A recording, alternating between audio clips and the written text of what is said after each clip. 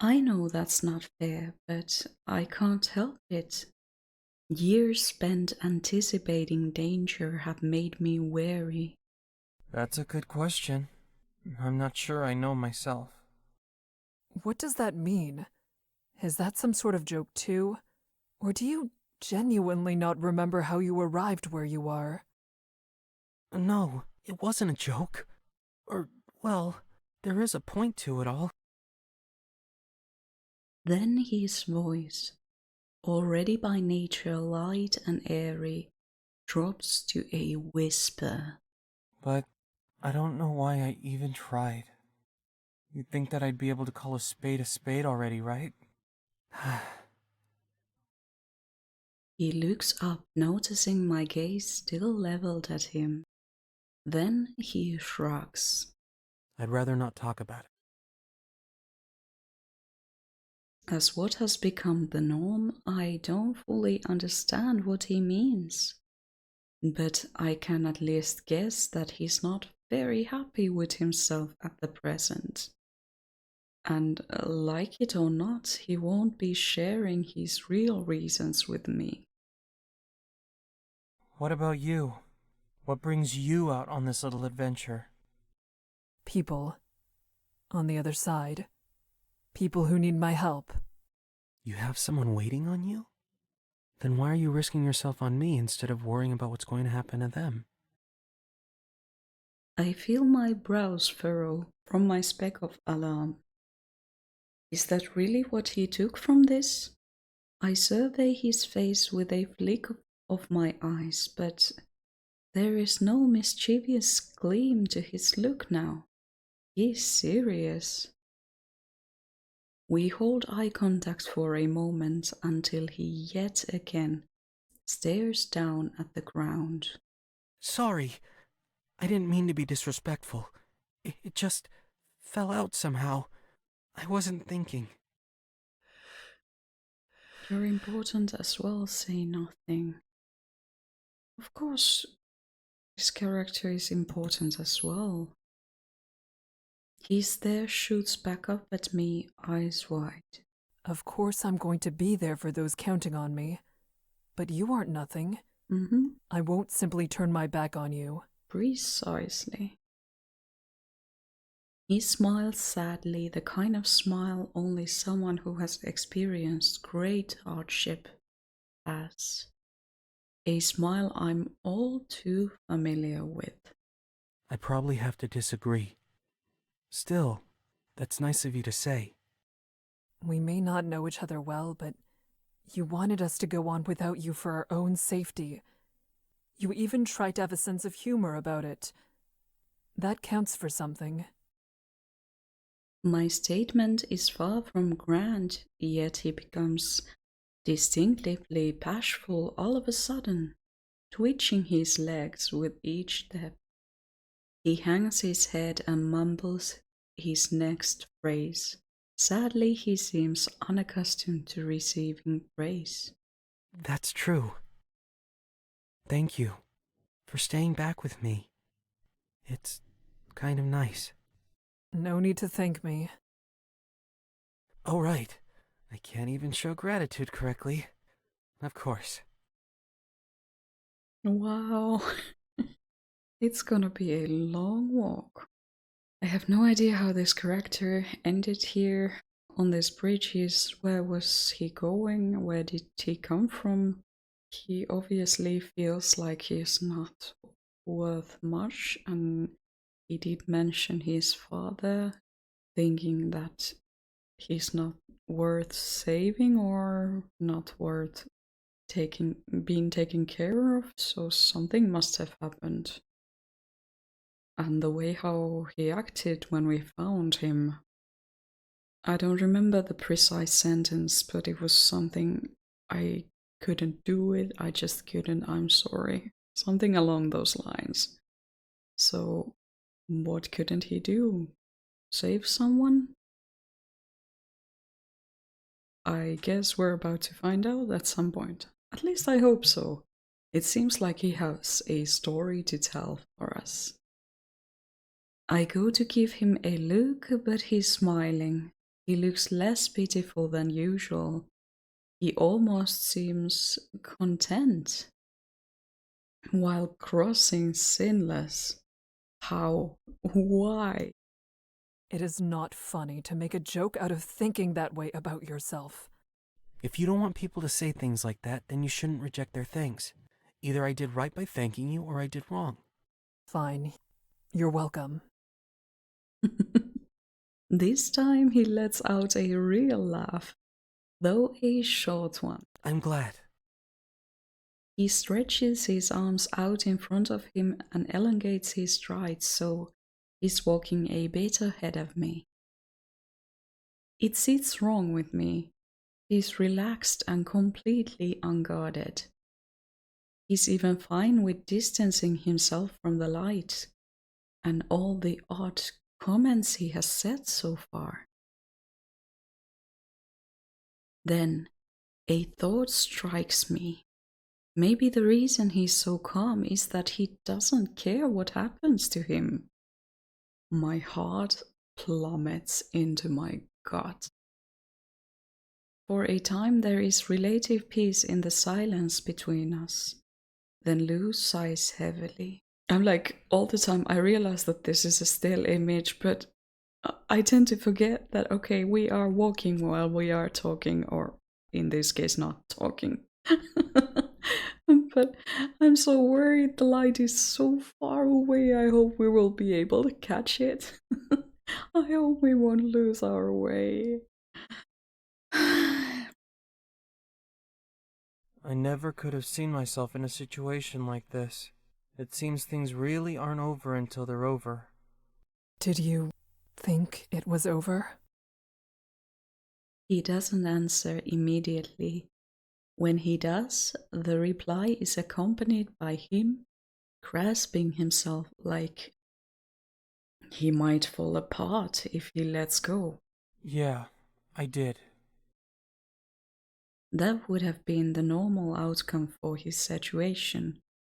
Alone, lightless. I shouldn't have asked.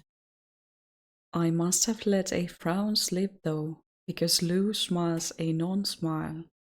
He stretches his hand behind his neck and gives a little chuckle. Something really is wrong with me. Somehow, I feel lighter. All right, well, maybe this is good. If he's feeling better than he was, then perhaps his view of himself will improve. I wonder who'll still be left standing when this is truly all over. What? Everyone will be. Kikka looks mad. She looks angry. I know that isn't the truth, but I cannot bring myself to say anything else. This is the group we have now, and I will not let him believe it is a lost cause. You know that's not possible, don't you? Someone will go. You should focus on making sure it's someone else. You don't seem to be concerned with self-preservation. That came out more hostile than I had expected. He doesn't mind it. True, but it's not the same for me. So what, you don't want to be alive? What's going on in here? I still don't know how I'm supposed to interact with a person like him. Making conversations is already not a strength I possess. Regardless, Lou echoing that sentiment was not something I had expected. The whispers from the lake, which had already grown, now speak faster and clearer. The individual words are almost audible. I'd likely be able to make them out if I knew the next language. For a split second, I wish I did. The light in the distance still drifts along in the same manner as it did when we first started walking, which I take to mean the path hasn't turned so far. Hopefully that means we're still on the right path. But the light, it got brighter It's strong enough that I have to glance away for a second. And the next time I look, the light has grown. Oh no, what's going on? The bridge is on fire. I grab Lou's arm without thinking. He's standing there stiff, staring at the glow, eyes dull. We're going to run. To hell with the guide's order. If we don't go now, we will never go anywhere again. Lou doesn't respond. I give his arm a small tug and he appears to come to himself when he nods at me. I make the decision then that I won't let go of his arm. I don't know what'll happen to him if I do. We take off, the heat growing with each step. The dankness of the bridge means the fire is spreading slowly, but it makes me question how it began in the first place. There is no end to how wrong this place is. It takes 20 paces before the air around us ripples, then starts folding into itself. Thick smoke pours over us, stinging like scorpions up my eyes. Oh crap, look at that! Is he glowing? Are those glowing embers? Is that the right word? I don't know, I'm panicking, okay. I cover my mouth with my free arm to keep breathing, and soon we're at the fire itself. The bridge lurches beneath us as if the beams supporting it are starting to give way to the thousands of flying sparks. Lou stumbles and pulls against me for support, but we keep our ground. I start pulling him through the blaze. Where is the light? Oh no! We don't have time to gather our bearings. Who knows how long we have until the bridge collapses or is devoured by flames. We continue weaving across the bridges, shielding ourselves from the heat.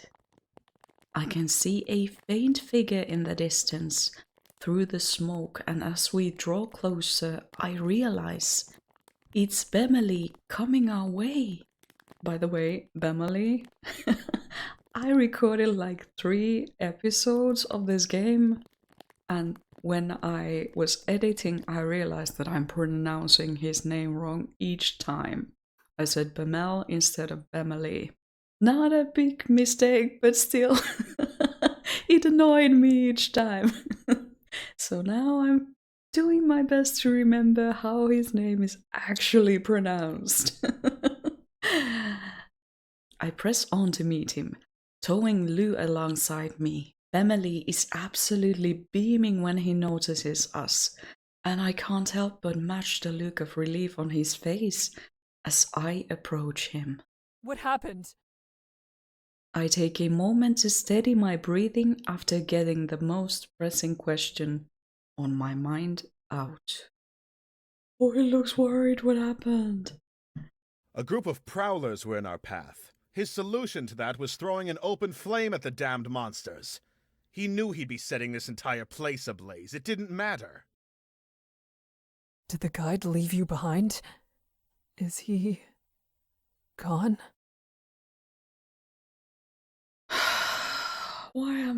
Why I am not surprised. I begin tersely at first, but as I speak I can't help the worry leaking into my words. The guide is not a man you need to worry about out here. I chose to stay back. There was plenty of light to go around thanks to him. I balk at him.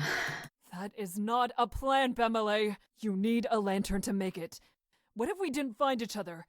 Do you realize how easily you could have gotten yourself killed? Now is not the time to, fight. We need to get the F out of here. The statement comes out shrilly as I clench my fist fists in frustration. Bemelle mirrors my anger as he barks back at me. I've seen what happens to those left to catch up, Kikka. They don't. I wasn't going to keep running this time and leave you behind.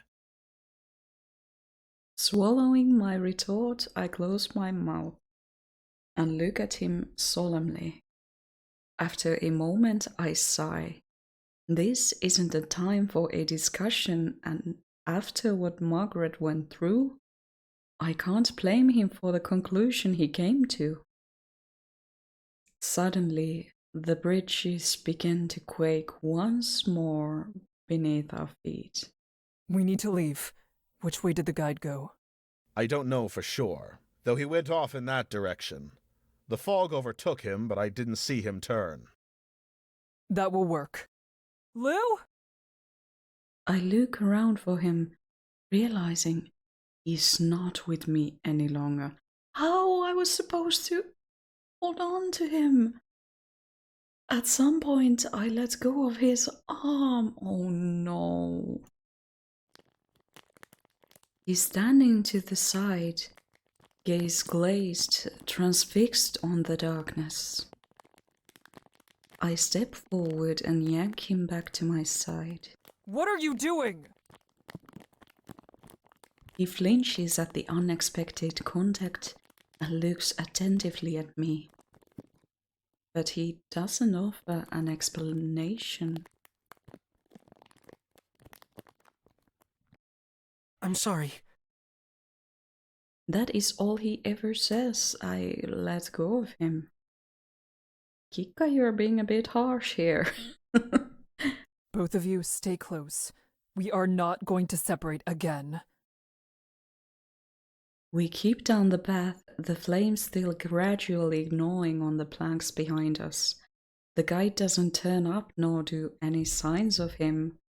But we push on. We will not stop moving. Okay, so what will happen if the fire catches onto these wooden planks? Like, will the whole thing burn down? Is this normal? Does this happen? Who repairs these walkways? Who built them in the first place? I have so many questions. Then we do. The bridge comes to a dead end of rotted out boards, collapsed into the lake. For a moment our breathing stops at once. If this was the way that led to the island, then... Oh, I'm nervous. I flip back to face the others, my expression unaffected. I'm not going to allow panic to sap this group of judgment. Let's look for another branch. Damn right we will. I resolutely begin retracing our path. The others follow without protest. Our regression is silent except for our footfalls and the snapping of soggy wood attempting to burn. We frequently have to step over smoldering sections trying to come alight. At one point we even have to walk one at a time, sideways to avoid a wildly flickering small fire billowing out black smoke. Just as my spirit is beginning to dim, we come across different directions to take. Among all the folks, there are only two that aren't collapsed or too consumed by the fire to risk following. We're going to have to pick one. Bemelle sounds uncharacteristically doubtful of himself. Lou's gaze is flicking down either path. There's a palpable sense of anxiety coming from him. I don't know. I don't know which way. It's all right. But it's not all right. We have to have something to go off of. Anything at all. A cold sweat trickles its way down my back. Before anyone tries to randomly choose a noise catches my attention, I hastily address the two. Did you hear that? A whistle. Mm-hmm. It came from the right. Lou and I trade looks. This could be the signal we need. But what if it isn't?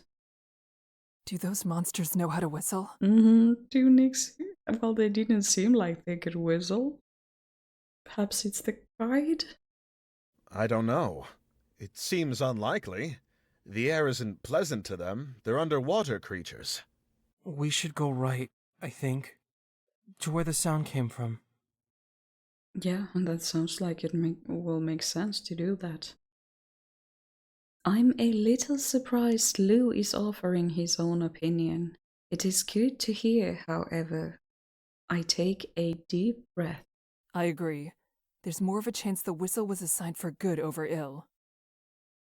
Our course decided, we move as one down the right path, no longer hesitating.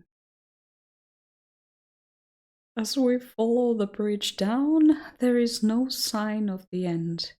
There's no need to debate between directions again.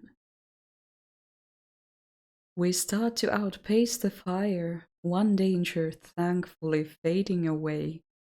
But the night continues to lighten regardless. I glance at the sky and realize what's happening. The sun is rising. The bridges will sink into the water as the darkness disappears and take us with them. We'll be lost. No, we won't. We will find our way. I believe in us. We can do this. We got this, yeah? Right?